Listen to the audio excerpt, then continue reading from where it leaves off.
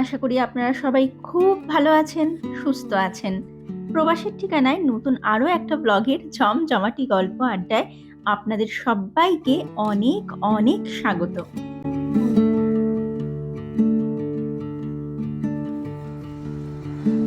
আজকে বুধবার আর এখন সকাল ওই 11টা মতো বাজে। আর দেখুন, আজ সকাল সকালই পেলাম বরফের দর্শন। কিরকম মুষলধারায় বরফ পড়ছে দেখেছেন? আমরা দেশে যেমন মুষলধারায় বৃষ্টি পড়তে দেখি, এই ক্যানাডাতে আমরা এই শীতকালে মাঝে মধ্যেই এরকম মুষলধারায় বা এর থেকেও বেশি মুষলধারাতে বরফ পড়তে দেখি। একটু আগে থেকেই এরকম স্নোফলটা শুরু হয়েছে, আর তার সাথে সাথে চলছে ঝোড়ো হাওয়া। শুনতে পাচ্ছেন তো কি জোরে হাওয়াটা চলছে? তবে খবরে দেখাচ্ছে আজকে স্নোফলটা বেশিক্ষণ হবে না, ওই 10-15 মিনিট মতনই হয়ে তারপর থেমে যাবে। আর এই মুহূর্তে আপনারা আমার যে ব্লগটা দেখছেন, মানে আজকের এই দিনটা কিন্তু একটু বেশি স্পেশাল। আর এই স্পেশাল দিনে সকাল সকাল বরফের দর্শন পেয়ে গেছি, মানে এই স্পেশাল দিনে এটা যেন প্রকৃতির কাছ থেকে একটা উপরি পাওনা। যাই হোক, চলুন এখন রান্নাঘরের দিকে যাই। স্পেশাল দিন মানে আজ দুপুরের জন্য আমি বানাবো স্পেশাল কিছু খাবার। আর এছাড়াও বাইরের এই কনকনে ঠান্ডা হাওয়ার মধ্যে আর দাঁড়িয়ে থাকা যাচ্ছে না, চলুন ভেতরে যাই। চলে এসেছি রান্নাঘরে। এখন একটু চিকেন কারি রান্না করব। তবে আজ এই স্পেশাল দিনে চিকেনটা বেশ একটু অন্যরকম ভাবে, মানে একটু স্পেশাল ভাবে রান্না করব। চলুন রান্নাটা শুরু করি, আর তার সাথে সাথে আপনাদের সাথে আমার গল্পটাও চালিয়ে যেতে থাকি।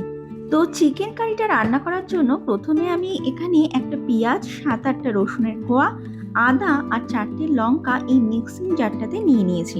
এখন এই সবকিছুর একটা ফাইন পেস্ট বানিয়ে নেব।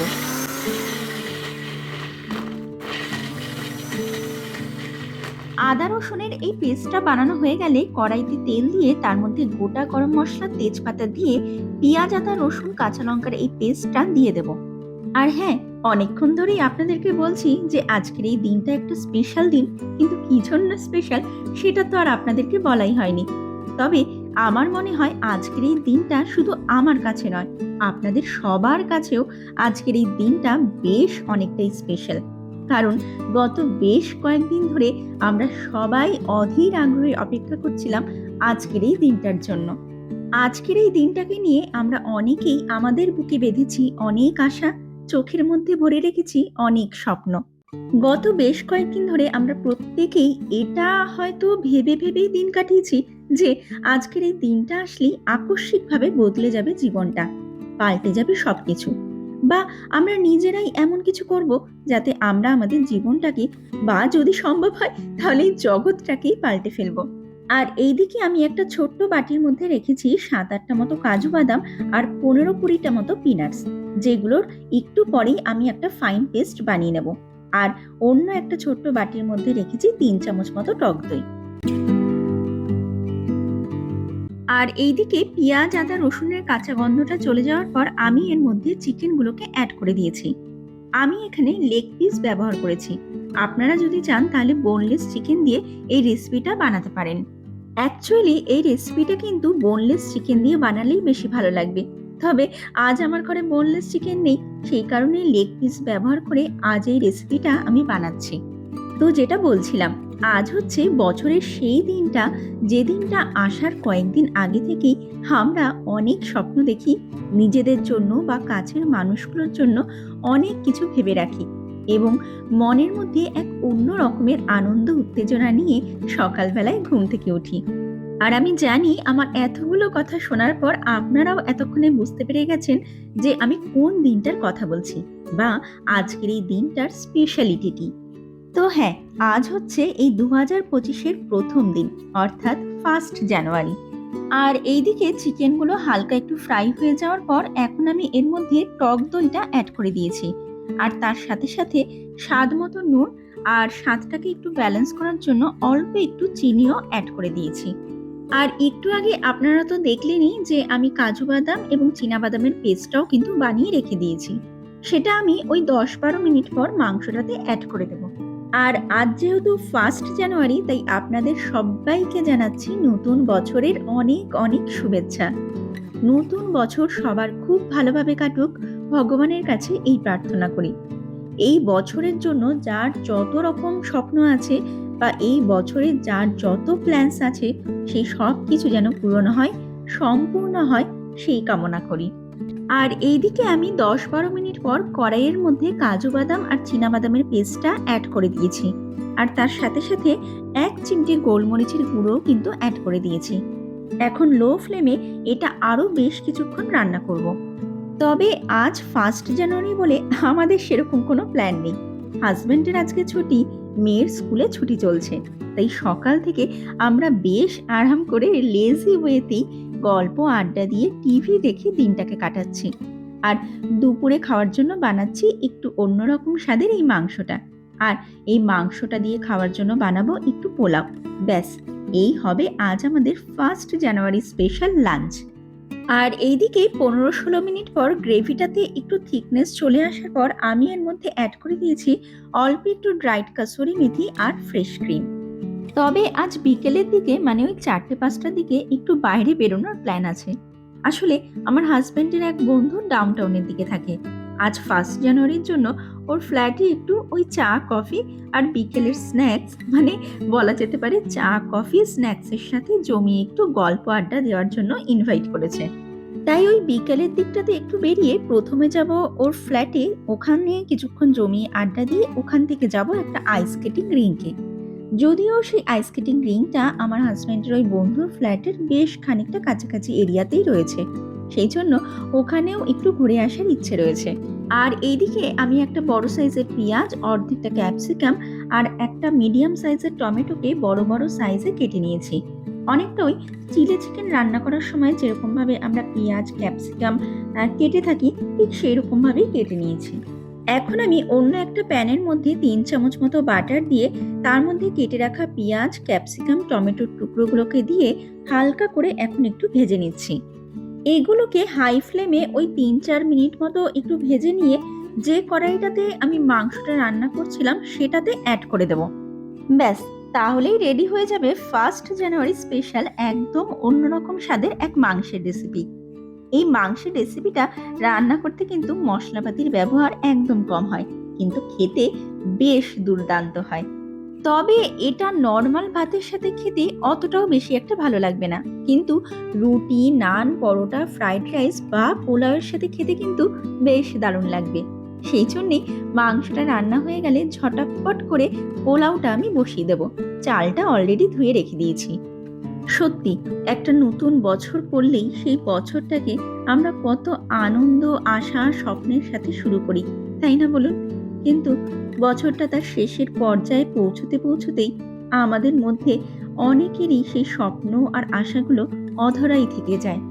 প্রত্যেকবারই পুরোনো বছরটার শেষে আর নতুন বছরটা শুরু হওয়ার আগে যে সময়টার মধ্যে দিয়ে আমাদের দিন, ঘন্টা, মিনিট, সেকেন্ডগুলো কাটতে থাকে, তার মধ্যে জানি আমরা কত কি ভাবি, কত কিছু প্ল্যান করে রাখি।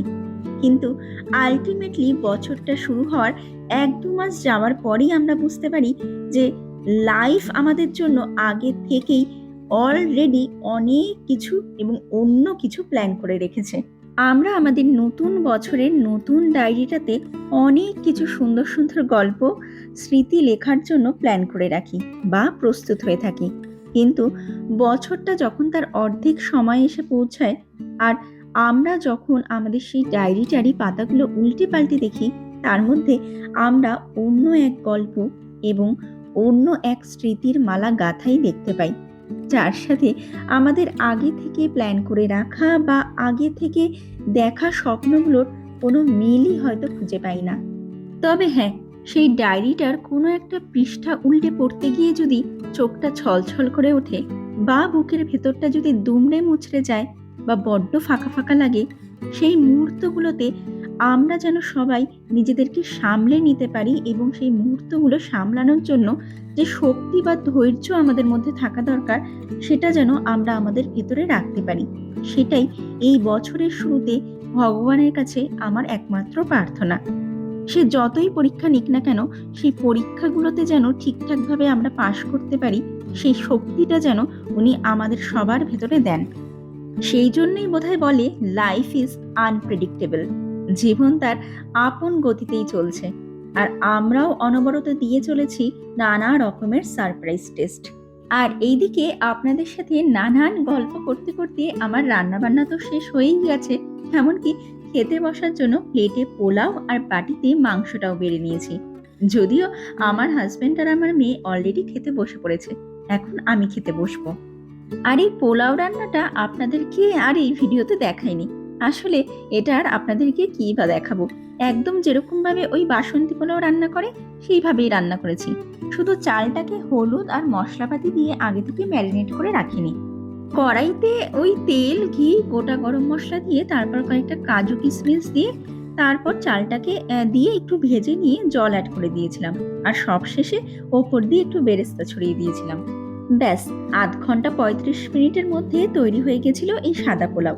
যাই হোক, চলুন এবার খেতে বসে পড়ি, কারণ তারপর আবার ওই ৪টে ৪:৩০ দিকে সেজে গুজে বেরোতেও তো হবে। এখন ঘড়িতে ওই ৭:৩০ মতো বাজে।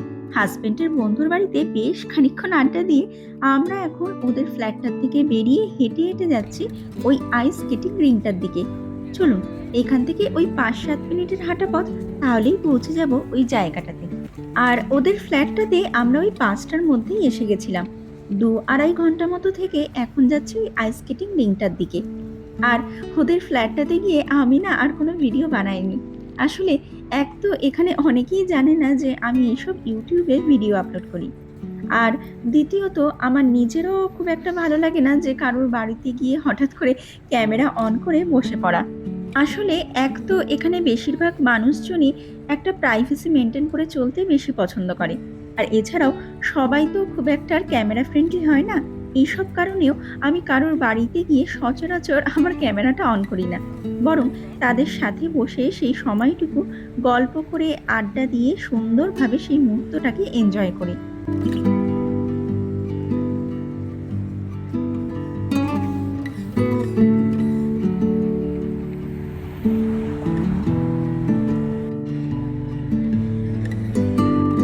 এই যে পৌঁছে গেছি সেই জায়গাটাতে যেখানে আইস স্কেটিং রিংটা রয়েছে। এই জায়গাটার নাম হচ্ছে নাথান ফিলিপ স্কোয়ার। দেখেছেন, ক্রিসমাসের জন্য এই জায়গাটাকে কি সুন্দর করে সাজানো হয়েছে। তবে শুধু ক্রিসমাসের জন্য নয়, জানেন, এই জায়গাটাতে সারা বছর ধরে প্রচুর অনুষ্ঠান হয়ে থাকে। স্পেশালি গরমের ওই ৩-৪টে মাসে তো প্রত্যেক সপ্তাহের উইকেন্ডগুলোতেই এখানে হয়ে থাকে নানান রকমের এক্সিবিশন। আর তার সাথে সাথে হয়ে থাকে নানান রকমের কালচারাল প্রোগ্রাম। তবে এই কনকনে শীতের মধ্যে খুব একটা বেশি অনুষ্ঠান এখানে হয়ে থাকে না। শীতের সময় শুধু এই আইস স্কেটিং রিংটা করে দেওয়া হয়, আর ক্রিসমাসের জন্য চারপাশটাকে একটু সুন্দর করে সাজিয়ে গুজিয়ে দেওয়া হয়। দেখেছেন কি সুন্দর সবাই স্কেটিং করছে, আবার অনেকে স্কেটিং করতে গিয়ে ব্যালেন্স করতে না পেরে পড়েও যাচ্ছে। তবে একটা অদ্ভুত ব্যাপার এখন আপনাদেরকে বলি। আপনারা এখন যে জায়গাটাতে সবাইকে স্কেটিং করতে দেখছেন, গরমের সময় এই পুরো জায়গাটাতে জল ভরে একটা পুল মতো বানিয়ে দেওয়া হয়। তবে সেই পুলটা সুইমিং করার জন্য কিন্তু বানানো হয় না, ওই এমনি জাস্ট ফর জায়গাটাকে গরমের সময় একটু অন্যরকম লুক দেওয়া হয়। আর যে আইস স্কেট বুটগুলো পরে এখানে সবাই স্কেট করছে, সেই বুটগুলো কিন্তু সামনেই একটা কাউন্টার আছে, সেখানে ভাড়াতে পাওয়া যায়। অনেকেই সেখান থেকেই নিয়ে এসে স্কেট করছে, আবার অনেকে নিজের বাড়ি থেকেও নিয়ে এসেছে। এই দেখুন, এই বাচ্চা বাচ্চা ছেলে দুটো আইস স্কেট বুটগুলো পরে কি সুন্দর ব্যালেন্স করে নানা রকম ভাবে লাফালাফি করছে। আসলে এই শীতের মধ্যে এই আইস স্কেটিংটাই হচ্ছে এখানকার বাচ্চা কাচ্চা মানুষজনদের কাছে একটা বিশাল বড় fun activity. You keep turning heads when you walk by. If they only knew you left me blind. You don't even notice their starry eyes, 'cause you are looking straight into mine. Yeah, you could have anyone you want, but I'm the one who gets to take you home. It's the way that you love me in the morning. It's the way that you love me through the night. Let's just shut the blinds to keep the world as যাই হোক চলুন, এইদিকে ঘড়িতে এখন প্রায় ওই 8:30 মতো বাজতে যায়। আর বাইরেও এই প্রচণ্ড ঠান্ডাতে আর দাঁড়িয়ে থাকা যাচ্ছে না। এবার ধীরে ধীরে বাড়ির পথে রওনা দিই। আর আমার আজকের এই ব্লগটাকেও আজকের জন্য আমি এখানেই শেষ করছি। এবং শেষ করার আগে আবারও আপনাদের সবাইকে জানাচ্ছি নতুন বছরের অনেক অনেক শুভেচ্ছা। আর আমার আজকের এই ব্লগটা আপনাদের কেমন লাগলো, যদি সম্ভব হয় সেটা আমাকে একটা কমেন্ট করে জানাবেন। ব্লগটা যদি ভালো লেগে থাকে তাহলে একটা লাইক করে দেবেন, শেয়ার করবেন এবং চ্যানেলটাকে সাবস্ক্রাইব করে আমার পাশে থাকার ছোট্ট একটা অনুরোধ করে রাখলাম। তাহলে চলুন আজকের এই ব্লগটাকে এখানেই শেষ করা যাক। দেখা হবে খুব তাড়াতাড়ি নতুন একটা ব্লগে। ততক্ষণ পর্যন্ত আপনারা সবাই খুব খুব ভালো থাকবেন, সুস্থ থাকবেন। Keep smiling and keep making lots of wonderful memories. Bye bye. Walk by. If they only knew you left me blind. You